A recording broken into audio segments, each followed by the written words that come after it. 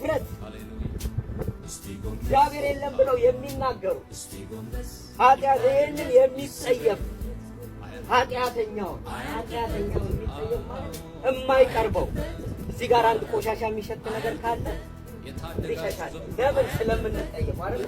ስለሚሸት።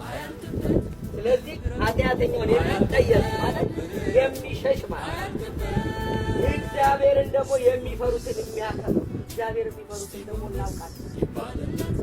ራሳቸውን በአምላክ ዝቅ የሚያደርጉ ክፋት ለማድረግ ድፍረት የሌላቸው ከእግዚአብሔር ውጪ መንገድ የሌላቸው እውነትን እንጂ ሐሰትን የማይናገሩ በሚያደርጉት ነገር ሁሉ እግዚአብሔር ምን ይለኛል፣ ይህን ባደርግ እግዚአብሔር ያዝንብኛል ብለው ስለ እግዚአብሔር ብለው ነገርን የሚፈሩ ለእግዚአብሔር እግዚአብሔርን የሚፈሩ እነኚህ ምን ይላል? በድንኳን ውስጥ ያድራሉ፣ በተራራ ውስጥ በተቀደሰው ተራራ ውስጥም ይኖራሉ ይላል። የመጨረሻው በዘመናችን ያለው ነገር ገንዘቡን በአራጣ የማያበድር እዝለለውና በንጹሑ ላይ መማለጃን የማይቀበል ይሄ እግዚአብሔር ቃል ንጹሕ ነው። በመዝሙረ ዳዊት ቁጥር 12 ላይ የእግዚአብሔር ቃል 7 ጊዜ እንደተጣራ ብር ንጹሕ ነው ይላል። በዚህ ቃል ላይ መማለጃን የማይቀበል ይህን ቃል ተንተርሶ ዘይት የማይሸጥ ጨው የማይሸጥ የማይነግድ መጽሐፍ ቅዱስ ላይ የሚለው ለበሽተኞች በዘይት ጸልዩላቸው እንጂ ዘይት ሽጡላቸው ቸርችሩላቸው የሚል አንድም ቃል እንደሌለ እርግጠኛ ነኝ። የክርስቶስ ደም በሬን ካላንኳኳ እኔን ካላዳነኝ የወይራ ዘይትና የምናምን ዘይት ሐሰት ነው የሚበልጠውን ማለት ነው። ስለዚህ መማለጃ የማይቀበሉ ለገስት ሃውስ ብለው ገንዘብ የማያስከፍሉ ለእግዚአብሔር ቃል እንጸልይልሃለን አዳኙ እግዚአብሔር ፈዋሹ እግዚአብሔር።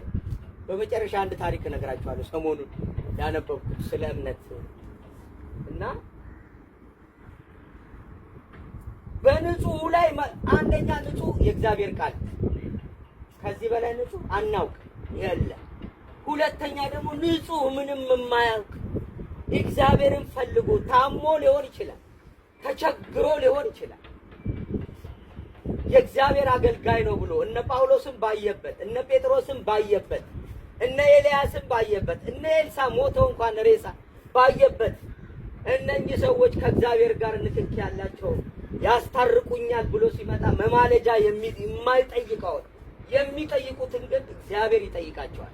በወሰዱት ልክ ይከፍሏታል። ወንድሞቼ እንንቃ። አዳኝ ኢየሱስ ክርስቶስ ነው። አሜን። ከክርስቶስ ውጪ አዳኝ የለም። አሜን። በዘይት ጸልየህ ልትድን ትችላለህ። ዘይቱ ግን አላዳነ። ያዳነ የክርስቶስ ስም ነው።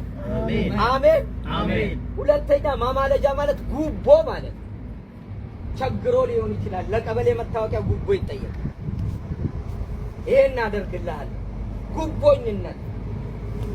ስለዚህ እንደዚህ የማያደርግ ደግሞ ይሄንን ነገር ከላይ ነገር የማያደርግ ምን ይላል? ለዘላለም አይታወቅም። ስለዚህ ክብር ለእግዚአብሔር ይሁን። እናጨብጭብ ለአምላካችን።